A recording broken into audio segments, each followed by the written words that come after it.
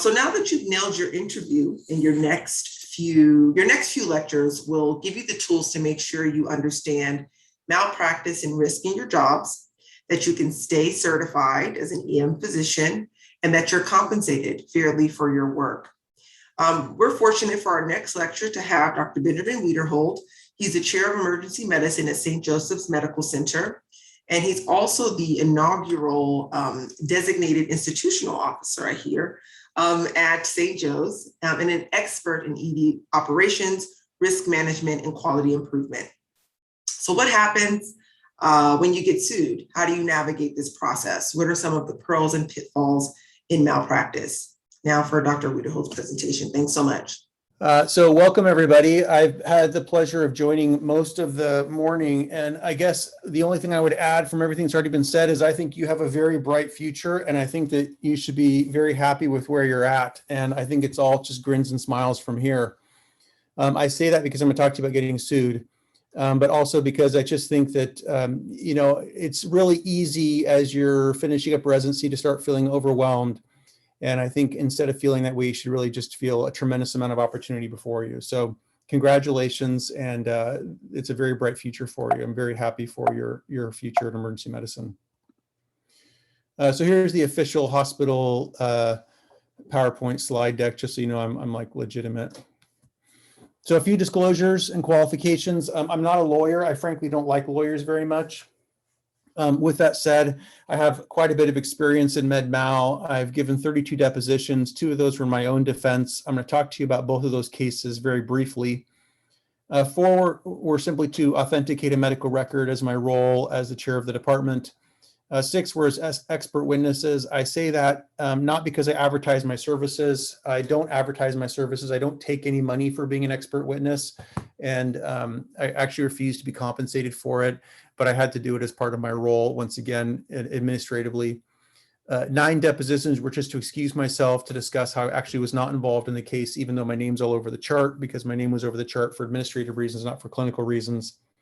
And then 11 additional depositions as medical director, specifically referring to policies and procedures in the department. One of the cases in my defense went to trial. The other background I'd give is that I was the medical director for quality and risk management at ACMC, so Highland, for 2 years prior to coming to Stockton. So huge fan of Highland, obviously a huge fan of Joe's, and I think Yale is awesome as well. I'm not sure who else we have, but you guys are my peeps. Okay, a few things I'm hoping we can talk to you about today. 1, can residents get sued? Spoiler alert, the answer is yes. Question number 2, who gets sued and why? Why do emergency physicians in particular get sued? What constitutes malpractice, and how are doctors found to be negligent? What are the chances this lawsuit will stick? What are some of the most legal defenses in malpractice? What are special circumstances that would make me immune from being sued? What if I get sued by a patient who's not followed any of my advice? What are the costs of being sued, and how can emergency medicine residents and physicians avoid being sued? These are the top litigation malpractice issues that every resident felt that they wanted to know based on a recent review. So the first thing to recognize is that the medical board and civil action tort law are totally separate things. They are not in any way connected. So the medical board functions completely independently from the legal structure of whatever county or state that you live in. And there really is no communication between the two. The medical board will be advised of civil action suits against you, and then they make their own independent choice or decision on whether or not they want to try your case as well. The medical board is not a public board, meaning that you have no judge, you have no jury. There is a panel of members, and they will make a decision on your case really with no representation by you. So the medical board, very, very different than civil action. Today, we're mostly talking about civil action and tort law. We're not really talking about the medical board. With that said, a few things to know about the medical board. Generally speaking, if the suit is for less than $30,000 or settles for less than $30,000, it's not reportable to the medical board. That doesn't mean the medical board can't do something to hurt you. It just means that they generally aren't warned a priori unless it's over $30K. If there's special circumstances regarding the case where the medical board feels they want to get involved, they can get involved at any point, but generally they're not given a heads up unless it's more than 30,000. The other thing to know is the medical board is generally very aggressive. They're generally not physician friendly. So you should be very cautious around the medical board. That's not true of civil action. In general, civil action is very physician pro, and in general, physicians do very well and they're represented with quite a bit of respect and dignity. Not true of the medical board. You're definitely a target. So just be aware of the two different organizations and how they behave very, very differently. So what is tort law? There's really three main pieces to it. The first piece is that you have to be found negligent in the care you provide. We'll talk a little bit about that. The second part is there has to actually be some fault. There has to be some harm. And then the third thing is there has to be some damages attached to that. There has to be monetary cost associated with the harm. So I'll tell you about the first case that I was involved in that actually had a settlement and I was found to be liable for. So this was a case when I was about 3 years out of residency, and it was back when it took a while for MRIs to be done. That's not true anymore, but at the time, if you wanted a patient to have an MRI, you generally would admit the patient to get the MRI done, back in the old days. And the patient was admitted for a clinical diagnosis of cauda equina, and while they were admitted and still boarding in the ED, their MRI resulted confirming that the patient did indeed have cauda equina. At the time, the patient still had, for the vast majority of the neurological exam, a relatively normal exam, was admitted to the floor by the hospitalist, but was still boarding in the ED. And when the MRI results came back, the hospitalist requested that the ED consult neurosurgery for the cauda equina. Consultation was made, and then the patient subsequently went up to the floor over the next day. The recommendation by the neurosurgeon was that the patient should be transferred because she was morbidly obese and he felt like she was a surgical risk and didn't want to operate on her. The patient sat on the floor for, I believe, 5 days. And over those 5 days, there was cut and paste notes every day by the hospitalist and the neurosurgeon documenting essentially normal neurological exam and basically just cut and paste labs and a cut and paste physical exam. On day 5, the nurse noted that the patient was incontinent, didn't get out of bed, and was found to actually be a paraplegic at that time. And it completed the cauda equina. So the patient was emergently transferred to another facility because the neurosurgeon still was refusing to operate. The patient remained paraplegic even after surgery. The case was taken to trial. The hospital was named. The neurosurgeon was named and the hospitalist was named. I was not named. I had made the right diagnosis, the right disposition. There was no additional care that was rendered or needed by me. I was not named in the initial suit. The defendants, the hospital, the hospitalist, and the neurosurgeon all lost. The case was awarded $15 million because it was felt that the patient, she was young, she was 32, I think, and was going to require essentially full care for the rest of her life. She had a substance use disorder. She was homeless.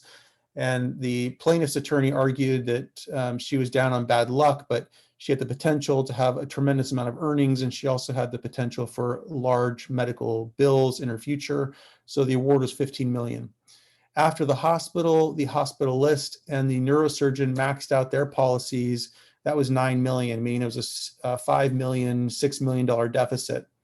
It wasn't until the case was actually already tried, a verdict was already given, that I was named in the suit. And the only reason I was named in the suit was because there was a deficit in the awarded amount.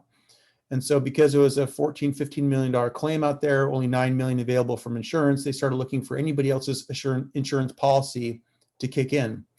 So they named me, basically saying, you have to pay this because you've already lost. The trial's already gone and the plaintiff already won the case. So the way that works is if you fight it and say, I'm not guilty, I want this thing to go to trial, it has to be a whole new trial. And the problem with that is that the hospitalist, the hospital, and the neurosurgeon have already been found guilty. So you're reopening a case in the hopes that your one story or your one perspective is now going to make this case a not guilty verdict. and you already know that there really was bad care, there really was bad patient outcome. And so now you're roped into this guilty verdict, really of no fault of your own, but through something called several damages, meaning that you were involved in some way and your portion of the damages may be minimal, but you're still involved in the case in some way.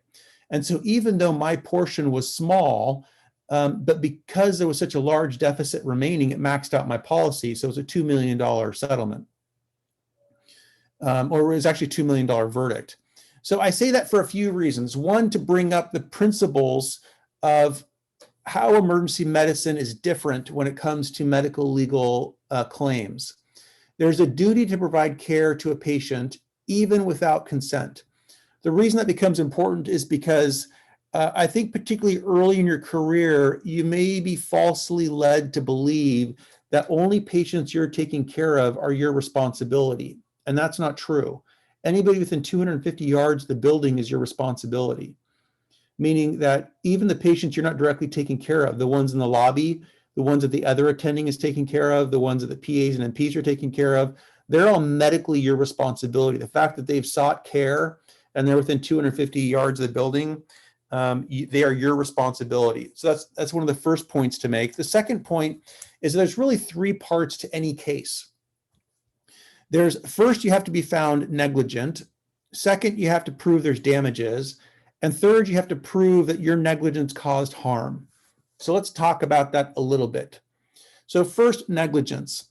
So negligence is really whether or not there was a breach in the standard of care. Standard of care is a legal term. You should be very careful not to use standard of care when you're talking about patient care or you're talking about clinical interactions. It's a legal term. So be careful on how you use it. What it means is that any similar physician with similar training and similar circumstances with similar resources available to them would act in the same way. The official definition is acting with skill, knowledge, and care of a reasonable, prudent emergency physician acting under the same or similar circumstances. That's the standard of care. So with that said, standard of care is established by expert witnesses. So anytime something goes wrong, it will be fellow emergency physicians that are establishing what the standard of care is. And then it's up to the jury to determine whether or not the standard of care was met. So expert witnesses established, jury determines whether or not that standard of care was met. The other point here is that there are some national organizations. Oh, what'd I do? There are some national organizations which will help with standard of care. So for example, ASAP for emergency physicians, and they will have policy statements and whatnot, and those can be used as standard of care as well. The second part of the case is whether or not there are damages. So the damages come, I'm sorry, we're gonna talk about harm, never mind. So harm is whether or not the care that was provided directly caused the accident. So the argument I would have in that case of the cauda equina is that there was nothing related to my care that could cause harm. And we notified the plaintiff of that, and their response was literally a direct quote from the neurosurgeon who was looking for somebody else to help carry the bill, who said that if they had been consulted of the case when they had the clinical diagnosis, their recommendation would have been to transfer. And so it was a delay in transfer, which is the emergency physician's responsibility, even though we didn't have an MRI and even though we didn't have a solid diagnosis. Because we made the clinical diagnosis, we should have consulted a neurosurgeon with a normal neuro exam. That was the argument. So it's the causation for the harm. So for example, there needs to be a substantial factor. So Dr. Smith's failure to perform a lumbar puncture would be a substantial factor in Mrs. Smith's death if she died of meningitis. In California and most other states, there's a modification to that. And the modification is that rather than requiring a substantial factor, it has to be more likely than not, meaning that 95% likely that the lack or intervention of care contributed to the direct harm. So the defense for this would be that Mrs. Doe was more likely to die of meningitis even without the LP anyway. So it didn't actually affect the care in any way. So for example, the argument that we would have made if this case would have gone to trial is that the patient already had the clinical diagnosis and the delay in care was a lack of examinations and intervention by the neurosurgeon or the hospitalist. So the third leg of any defense is there has to be damages. So generally, most states, including California, those damages are limited to $250,000. That's been in place ever since 1975. There's a few problems with that. The first problem is that medical costs have dramatically changed since 1975. In 1975, the vast majority of care was a physical exam and a script that was filled out of pocket. That's obviously changed a lot. So now it's almost impossible to get out of an emergency department with less than $1,500 in accrued fees. And most emergency department visits are about $2,500. Most hospitalizations are about $2,500 a day. Most ICU hospitalizations are $5,000 a day. And that's with no procedures, no operations. That's just basically being in the building.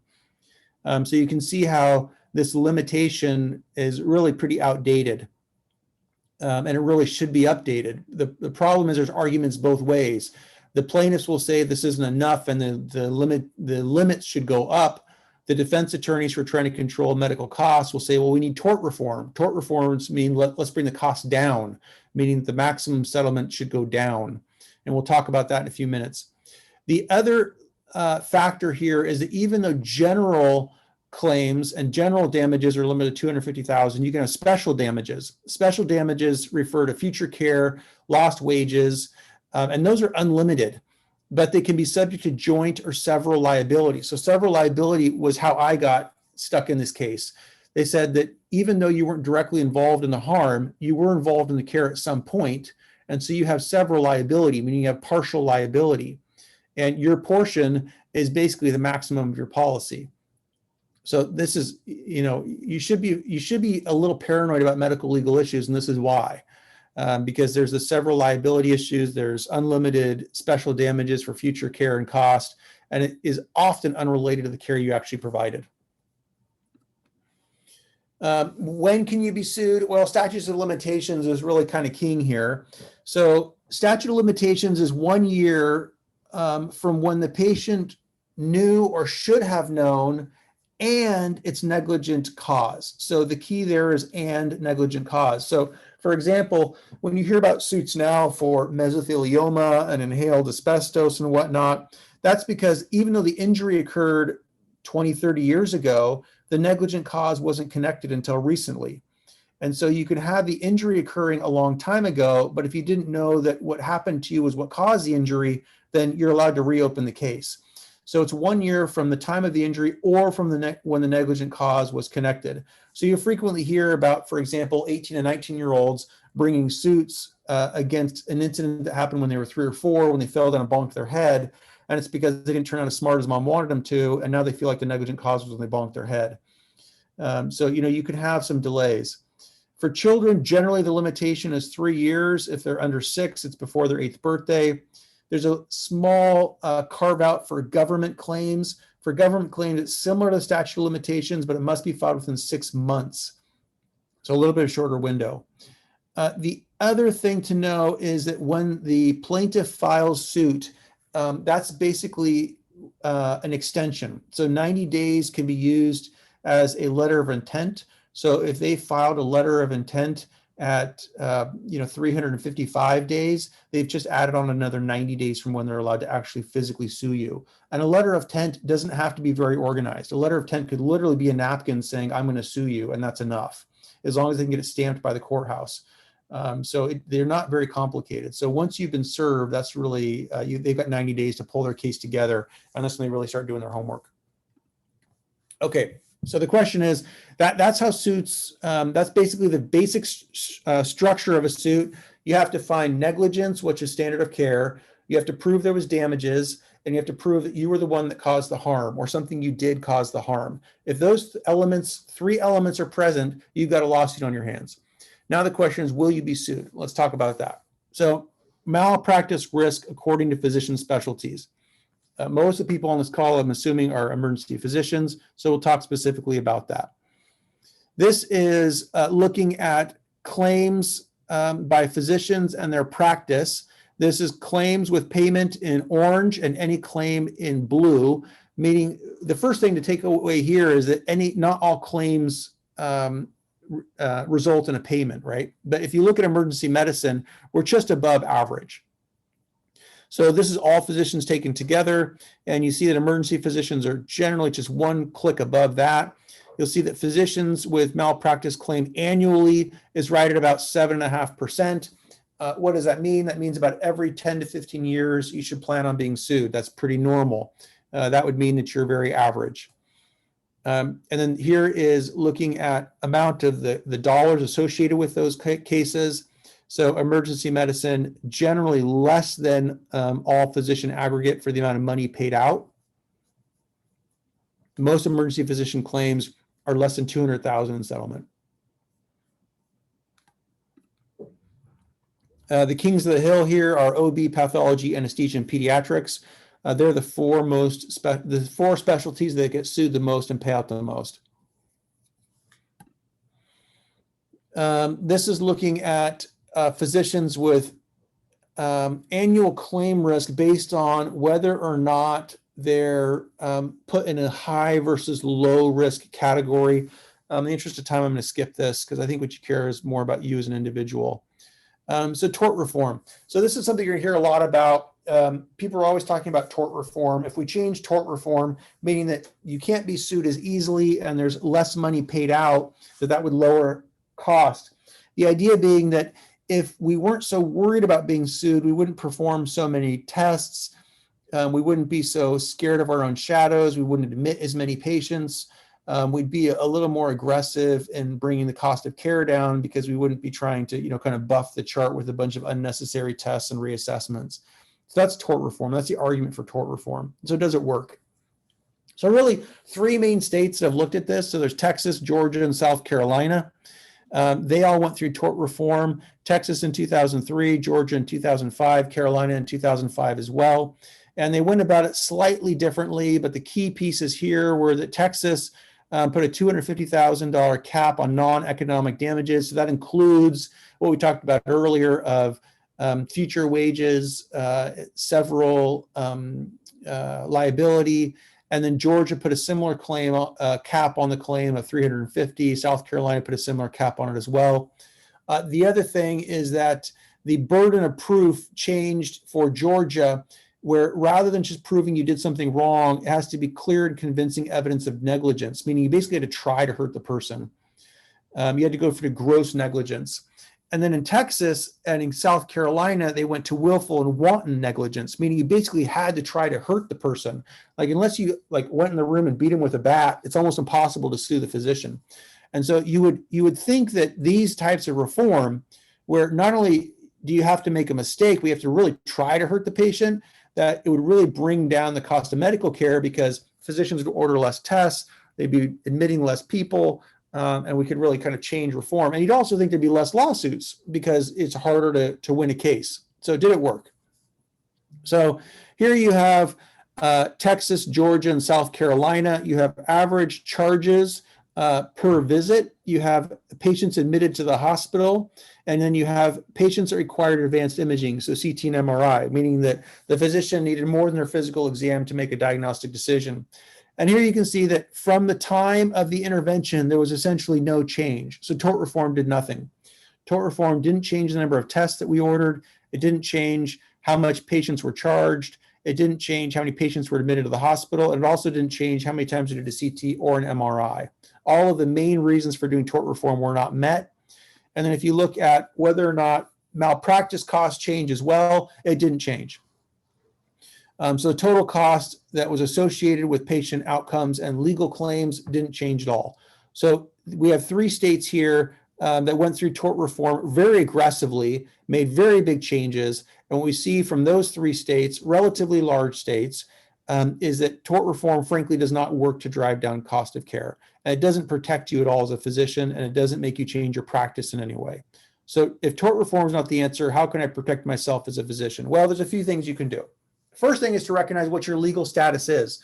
So one of the things that I'm not sure has been mentioned yet this morning, but it's very important to recognize is the vast majority of when you graduate will be identified as independent practice clinicians. You're all going to be independent contractors with very, very few exceptions. There's very, very few exceptions where you're not an independent contractor. And even if you're quote unquote hired by a group, like for example, Kaiser Permanente, or Intermountain Health, or a large group like that, even if you're essentially working for that group, you're really not. You're working for an umbrella that mirrors that group. So there's the Kaiser Permanente Medical Foundation, there's Kaiser Permanente. They're two separate organizations, completely legally separate, with completely separate tax IDs and completely different legal protections. And so they're separate groups. So even if you think that you're being employed by a group, chances are you're not, and chances are you're an independent you're independent contractor. And so the important thing to recognize there is what your legal status is, meaning that you really stand alone, and you want to be sure that you have somebody that recognizes that and is willing to protect you. And you also have extensions of that independent practice, independent contractor liability. And the biggest one is PAs and NPs. So let me start off by saying I'm a huge fan of PAs. I'm a huge fan of NPs. I trained at Highland. I think they have some of the best PAs and NPs in the world. They've been practicing for a long time. They were a huge part of my training. They taught me a lot of what I know about emergency medicine. And there's certainly a place for PAs and NPs in emergency medicine. With that said, not all PAs and NPs are created equally. There's been a 400% increase in the graduation of PAs and NPs, and there's been a 100% admittance and graduation rate for PAs and NPs over the past 6 years. So what does that mean? That means we have a lot of PAs and NPs running around.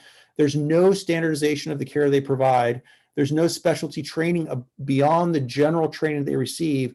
And most of the PAs and NPs that are graduating are coming out of mills that are handing them certificates for dollars, and they don't have any specialty training in emergency medicine. And most groups in the country, and I mean essentially any group that has more than, I would say, 50 physicians, is using almost the exact same metric across the board. And that's a 60-40 split. So the vast majority of emergency departments across the country are trying to make sure that 40% of the patients in their department are seen by PAs or NPs, and 60% are seen by physicians. This is to control costs. So what does that mean? That means it doesn't matter where you work, you're going to be working with PAs and NPs, regardless of where you work. It's just part of emergency medicine today. There are some places that will fight hard to try to protect you from that. So for example, at St. Joseph's Medical Center, we're closer to about 15% of patients that are seen by PAs and NPs. But I had to fight for that, and I continue to fight for it. And once again, I think there's a place for PAs and NPs. This isn't about a PA and NP bashing session. That's not what this is about. It's making sure that the right acuity of patients are seen by the right level of provider. And St. Joe's is a very high acuity patient population, so it's not appropriate for a lot of patients to be seen by PAs and NPs.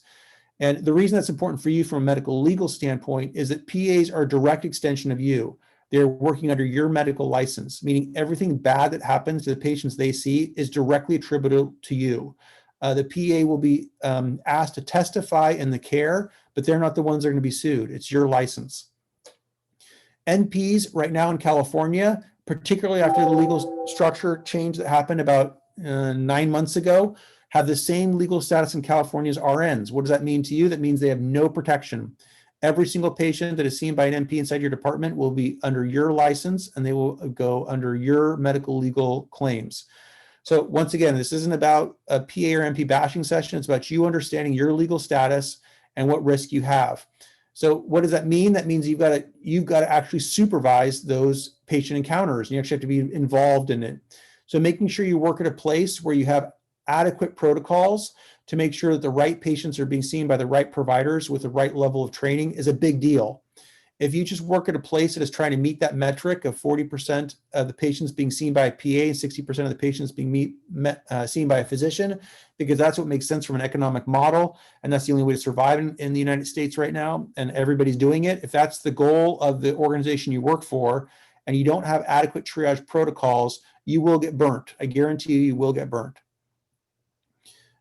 Delegation of services agreements. This is how PAs and NPs practice inside your department. They work under your license. There's usually an agreement that they do that. And the important thing for you to recognize there is that these contracts completely fall outside of the hospital protocols and privileges. A delegation of services agreement is something that's contracted with whoever is hiring you. So once again, that's not the hospital. And whoever is hiring you, whatever vendor or organization you're working for who's paying you, they're going to have something called a DSA. The hospital doesn't want to see that, and they don't care about it. They could care less. And because of that, it has nothing to do with hospital privileges and protocols, has nothing to do with credentialing, and has nothing to do with privileging. And once again, what that means is that you are the one holding the legal risk for these patients. The hospital is not going to protect you from them in any way. So just be aware of that. Okay, enough of that. So how can you protect yourself? Well, the most important thing to recognize is that not all physicians are created the same.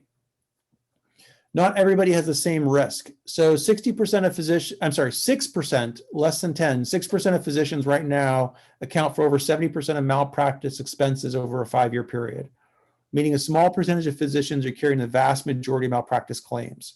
So why is that? Why is it that some physicians seem to attract medical legal risk? Well, there's a reason for it, and it's unfortunately not very satisfying. But the main thing to recognize here is that once you've been sued once, the chance of being sued a second, third, fourth, and fifth time increase exponentially. You'll recognize this graph represents an exponential course. Any physician who's been sued more than 5 times has a hazard ratio of over 6. A physician who's been sued over 6 times has a hazard ratio of over 12, meaning that if you've been sued over 6 times, you might as well just hang out at the courthouse and wait for your next claim because it's coming. So whoever's been sued once, the chance of you being sued again go up. So what made you get sued the first time? Doctors who get sued are in some way different than those that don't, and we know this. This is definitely true. And if you look across specialties, what are some of the variables that contributed to it? So this is a large population database looking at different characteristics of physicians. So are you more likely to be sued if you're young or if you're old, if you're male, if you're female, if you're an MD or a DO, if you train in the United States or out of the States, if you practice in a rural setting like a county hospital, or if you practice in a small setting, or if you work in like a little niche sprained ankle and elbow MRI clinic. What are the chances of you being sued? The truth is that none of this stuff pans out. You're equal opportunity suer here. It doesn't matter if you're DO, an MD, a male, a female, young or old. It doesn't matter if you were born in the US or trained in the US, you have an equal chance of being sued. So that's not the answer. So why is it? Well, there's a few different reasons why. So the number one reason is looking at what the patient perception is of the harm. So I'll tell you a story from St. Joseph's. We had an incident about 7 years ago, maybe it was 8 years ago, where we discovered that there was three lawyers in town that had put cars in our parking lot, and they were essentially abandoned cars, and those cars had cell phone tower readers in them. So they were picking up IP addresses off cell phones. They would then backlog the IP addresses to figure out essentially the names of everybody who's registered to those phones. And by doing that, they were able to essentially figure out who was in our department. They would then search database records for deaths. And every time they found a match between a death and somebody who's seen in our department, they would cold call the family and ask them if they thought that there was something bad that happened and if they wanted to sue our hospital.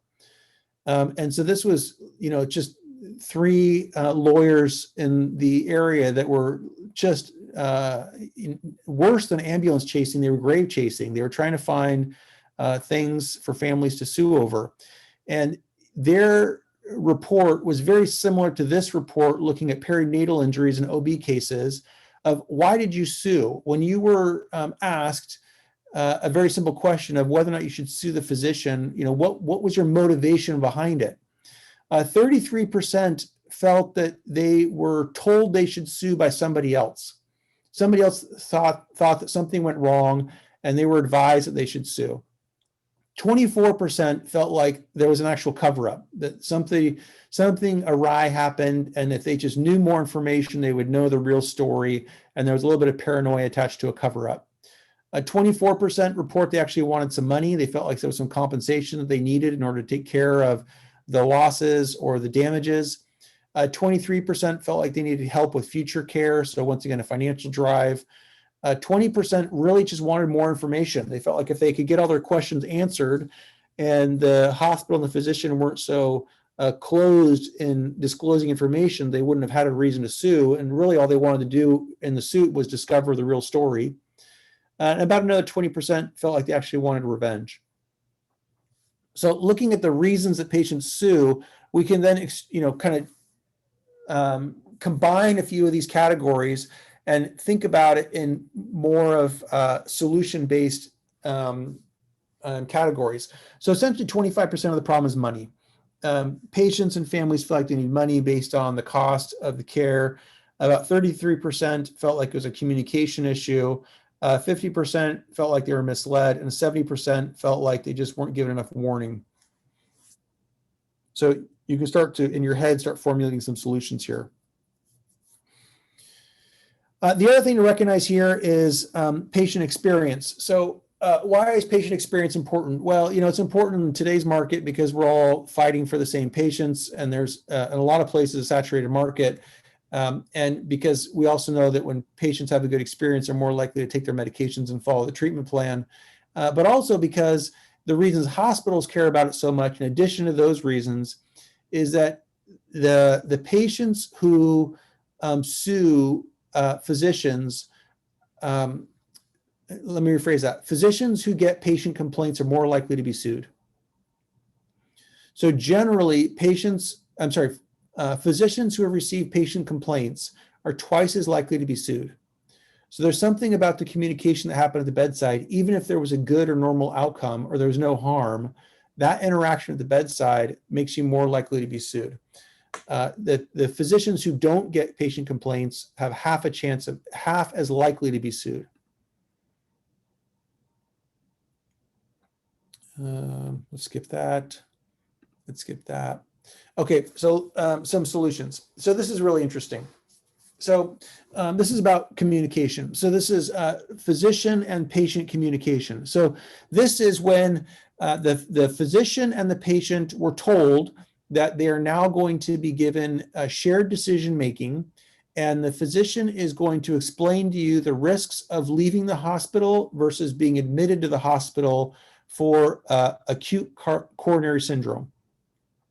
So using various risk models, and acute coronary syndrome is probably the diagnosis that we have the most data on for shared decision making with regard to actual hard numbers and data on what your risk of going home is, based on your EKG, your troponin, your cardiac risk factors, your heart score, blah blah blah. So the physician goes into the room, talks to the patient, and tries to have a shared decision-making discussion with the patient. What are your chances of dying if you go home versus being admitted to the hospital? What are your chances of dying?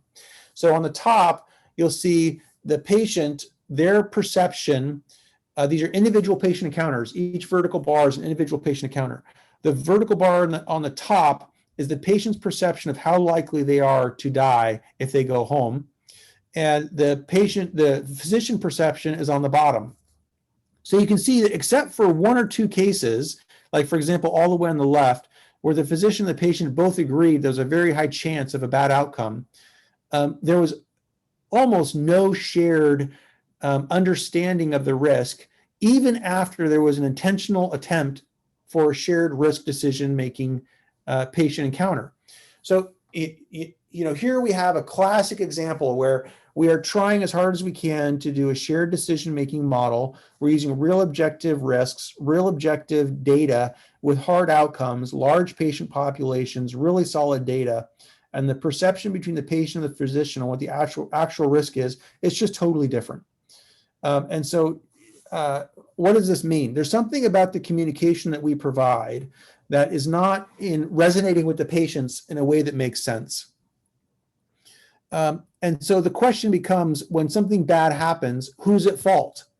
Was it the physician for not communicating appropriately, doing the right tests, or was it the patient for not understanding? And that becomes a big issue when we talk about harm. So here's summary malpractice claims and trends based on diagnosis on, quote unquote, who is at fault. So here you can see that chest pain and MI really are kind of king of the hill here. These are by far the vast majority of malpractice claims. nonspecific abdominal pain leading to things like appendicitis, nonspecific headaches leading to things like meningitis, and non-specified headaches that were resulting in things like cerebral aneurysms and whatnot, are lower down the list, but certainly make the top 10. So this is where I'm going to talk about the second case that I was involved in. The second case I was involved in, we won, but I was still a defendant. So once again, I've had two cases that went to trial. One case already had a judge and jury verdict before I was even invited to the case, and that was the Cade Quina case. The second case went to trial, and it's the only time I've been asked to testify in my own defense. Even though I've given a lot of depositions, the only time I've taken the stand in my own defense.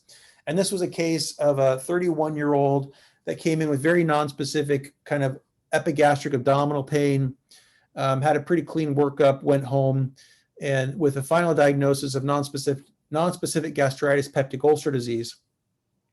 The patient then came back to the emergency department about 5 hours later, and when they attempted to check in, the triage nurse said that they were already seen today, and they would get a second bill if they checked in again, and they should probably just go home and read the discharge instructions they'd gotten from earlier in the day.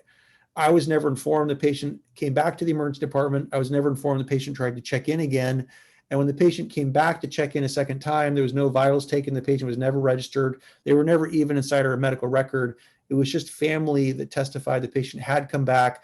And there was a testimony of a security guard that verified the patient was indeed inside the building and did indeed try to check in, and verified this discussion between the triage nurse and the patient.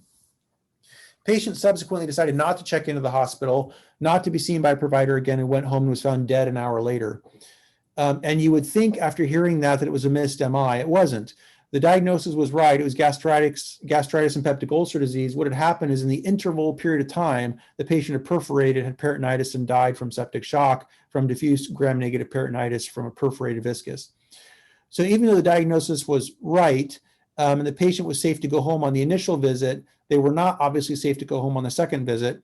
We see perf viscus, I wouldn't say all the time, but pretty regularly, and these patients do survive. So if the patient had been given a second chance, had come back, had abnormal vital signs, had a tender abdomen, they most certainly would have been scanned, most certainly would have been admitted and intervened on. I can't say the patient would have survived, but I would say they have a much higher chance of survival and most likely would have survived. So I was a defendant in that case. So that case went to trial, and there was no question that the patient did not meet the standard of care, but it wasn't my standard of care. The standard of care was that the patient should not have been discouraged from checking in. Additionally, there was no additional intervention that should have been done on the first visit. The patient shouldn't have been admitted for normal vital signs, normal labs, normal imaging for nonspecific abdominal pain and diagnosis of gastritis and peptic ulcer disease. People don't get admitted for that. They go home on protonics, which is exactly what he did. So there's no additional, there's no negligence attached to the care. So even though everybody, including myself, was agreeable that the patient had a bad outcome and there was additional services which could have been offered, there was no direct harm that was done by myself, and there was no direct negligence by myself. And so because of that, we won the case. And so it's sad for the patient, sad for the family. I certainly think that that was a massive screw up. But you know, that's demonstrating here how these claims get, how these claims go from an accusation to a payment. And so this is actual payments. And so you can see here that there was actual damages attached to negligence with harm. And so, you know, when you start thinking about some of these diagnoses, it's important to put it through that window. So the reason I say that is because this is not, in my opinion, the stuff that we mess up the most or that we miss the most. This is stuff that has resultant harm that should have had an intervention or should have had a treatment. So for example, MI, if the patient has a high heart score, they have high risk factors, just because their EKG and troponin is normal doesn't mean they're not at high risk for ACS. All it means is they haven't killed their heart yet, so they're not leaking troponin and their EKG is not abnormal. But if they have a good story and they're high risk, their chance of going home and dying are not negligible, right? If they have a high heart score, it's 2.5 to 3% in the next 7 days. So, you know, the reason I point out this is not to scare you, is to demonstrate the key principle here in claims, which is the reason you're seeing percentage and cost here is because there are things that can be done. So recognize that when you're thinking about lawsuits. Okay. More again, percentage of cases and claims. Missed MI is worth about $500,000. Missed sepsis, right? That's the most common plaintiff case right now is missed sepsis. We didn't see that 10 years ago. 10 years ago, sepsis cases never made it to the courtroom. Now a missed sepsis case is worth about $1 million. And it's about 7% of cases. So patients that come in, abnormal vital signs, suspected source of infection, I'll tell you, it's just you're flirting with the devil if you're not getting the sepsis panel and sepsis workup on these patients. I'm not trying to scare you into doing more than you should, but I'm just telling you right now it's about $1 million case, and we have no good evidence to suspect or to predict who has SIRS that's going to end up in septic shock in the next 5 hours and who's not. I'd love to help you publish that paper. We do not have any predictive models right now to say a patient who presents looking good with SIRS is not going to have septic shock in 5 hours. We don't have that paper. Okay. Let's see, 8 minutes left. So this is helpful, I think, particularly about the bottom. So the bottom half where it's top allegations. So top allegations, most commonly, it's a missed or delay in diagnosis. So that was the allegation with the peptic ulcer disease case and the perforation. Management to medical treatment, about 28%. So this is going to be the sepsis cases. Usually the MI cases as well. Occasionally they're missed or delayed, but more than likely they're medical management. So even if the patient, has a final diagnosis of ACS and they come in with chest pain, it's not going to be a delay in diagnosis case. It's going to be a medical management case because they're going to argue you should have done serial EKGs, you should have gotten serial troponins. That's medical management. It's not a misdiagnosis. They came in with chest pain, you missed ACS. That's the diagnosis was right in front of you. Okay. Other solutions. So this is looking at disclosures. So various hospitals have done something like this. A lot of places use the candor process where if something bad happens to a patient or there's a medical mistake in quotation marks, then they'll disclose it to the patient. The idea with disclosure is to try to deal with some of these issues with the patient's accusations that the reason they sued was because there was poor communication, the doctors didn't lead them, or they weren't warned. So the whole idea with candor process is basically to capture these bottom three, to say that, hey, communication was open, nobody tried to mislead me, there was full disclosure, and people tried to warn me that stuff was going to happen, and they informed me afterward that stuff happened. And so really all you're left with is the 25% of suits that were strictly related to money. And so if you can do a candor process like that to try to eliminate a lot of those cases, you'll see a dramatic drop in cases. This has been shown time and time again. I believe this Annals of Internal Medicine paper was a Michigan paper, if I remember right. And this has been done over and over and over, time and time again. Almost every hospital that's implemented a candor process has shown a decrease in claims and a decrease in total number of cases. Number of lawsuits goes down, cost goes down, total liability goes down. So candor works. So looking at 5 different facilities, in a review paper show that claims dropped by 33%, lawsuits dropped by 65%, total liability cost dropped by 59%, and that meant the total legal cost dropped by 61%. You're not going to find any intervention like that in med-mal that's going to help protect you. Okay. Okay, so we talked about whether or not residents can get sued. The answer is yes. Anybody can be sued. The desk secretary can be sued. Anybody can be sued. But the key here is that suit is going to default to whoever was ultimately accountable for the patient care, which is going to be the attending. So if you get sued as a resident, you will be named, but it'll be exceptionally unusual for you to be associated with any damages. The damages will almost always be associated with the attending. So can you be sued as a resident? Yes. Will you actually have a claim against you and have to pay? Very unusual, almost unheard of. Hey, can I ask a question? Yeah.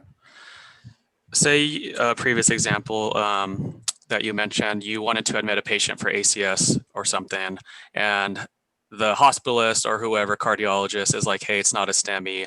They discharge the patient goes home and dies. How liable are you in that situation? The patient was admitted, none.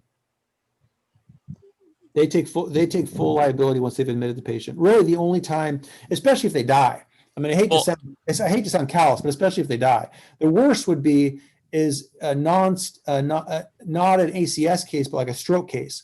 So, you admitted them for a high risk TIA, they get discharged an hour later by the hospitalist because they had a normal MRI or something stupid. And so they think that for some reason, because they have normal MRI, they're not at high risk for a stroke, which is all that means they didn't have a stroke. It doesn't mean they're not high risk for a stroke. So they discharge them from the ED an hour after they've been admitted. They go home and stroke out.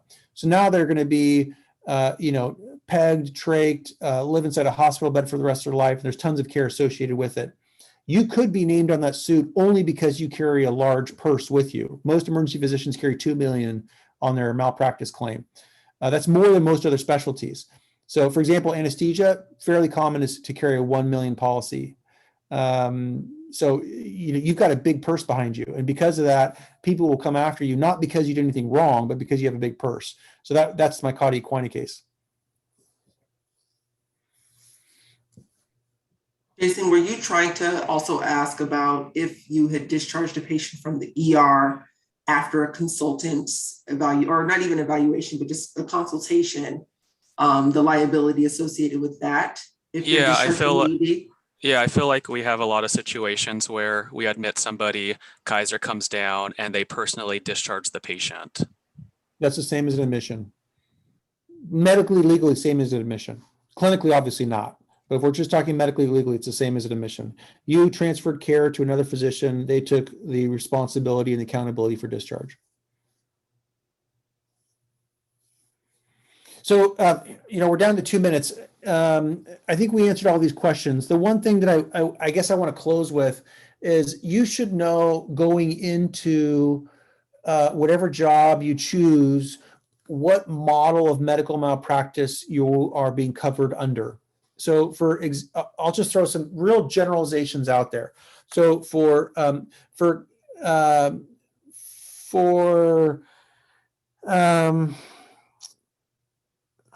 of the larger groups like Vituity, for example, they employ probably more physicians in California than any other group. Their model is a straight risk model. You have malpractice insurance, you're covered by their claims. They will seek private consultation and private lawyers to represent you. Very, very standard model. Nothing wrong with it, very standard model. So I'm going to use that as kind of ground zero. Then you'll have other organizations like, for example, Team Health, much smaller in California, much bigger nationally. Team Health is its own patient safety organization. So what that means is it's self-insured. So what that means medically legally is that when you are represented, you're represented by specific Team Health malpractice attorneys, and that your insurance is covered by Team Health. So what does that mean for you as an individual physician? It means that they have no interest and no benefit in settling a claim. So unlike the standard, which would be in this example, Vituity, if it makes more financial sense to settle the claim than to fight the claim, they're going to strongly encourage you to settle the claim because it financially makes sense to them and they're not frankly worried about your license. For Team Health, that's not true because they're a patient safety organization. They're essentially self-insured. Every penny they pay is every penny they pay. They've already hired the attorneys. The attorneys are already being paid a salary.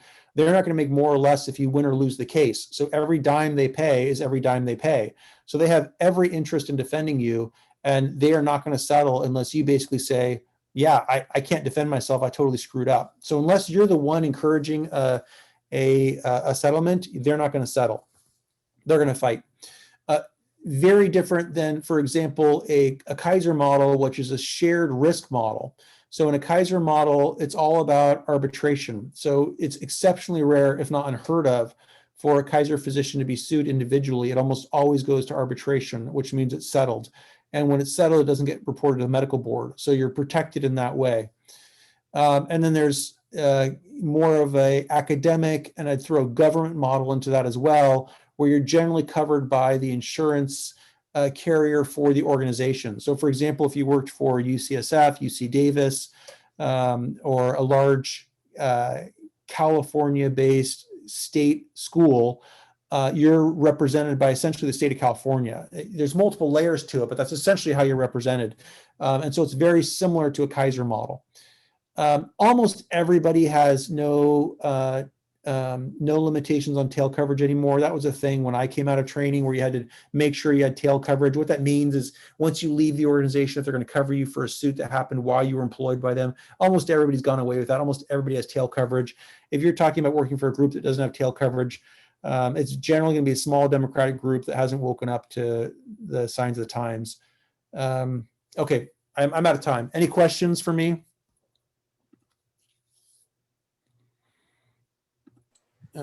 Yeah. Okay. If no one else has a question, I have another question. Yeah. What do you do in the situations when it's not your fault, obviously, but you sometimes have patients or family members who are very upset and they want your name, they want all the nurses' names? Is the best thing to do to just give them that information, or do you just try to sort of talk your way out of it? Like, hey, what's going on? Why do you feel that way? How do you approach those situations? Yes and yes. If they want your name, they're going to get it. And the harder you make it for them to get, the more pissed they are. So I'd give it to them. At the same time, I try to figure out why. So I'd be very forthcoming. My name is Dr. Wiederhold. I was one taking care of you today. What's wrong? How can I help? And I think that the less defensive you are and the more you are in genuinely trying to help the patients, even though they may have like underlying personality disorders and psychiatric disorders, if you generally take the position of, look, I'm here to help you, it really deflates people. Most people, with few rare exceptions, there are personality or disorders are real, psychiatric disorders are real. Some people are just jerks. But the vast majority of people, like normal, reasonable human beings, if they genuinely think that you're there to help them, which is not hard to convince people of when you're a physician, they're gonna back down, and they're gonna be less prickly. All right, thank you so much for your time in helping demystify malpractice and the importance of patient communication and patient experience in potentially mitigating malpractice claims. So thank you so much.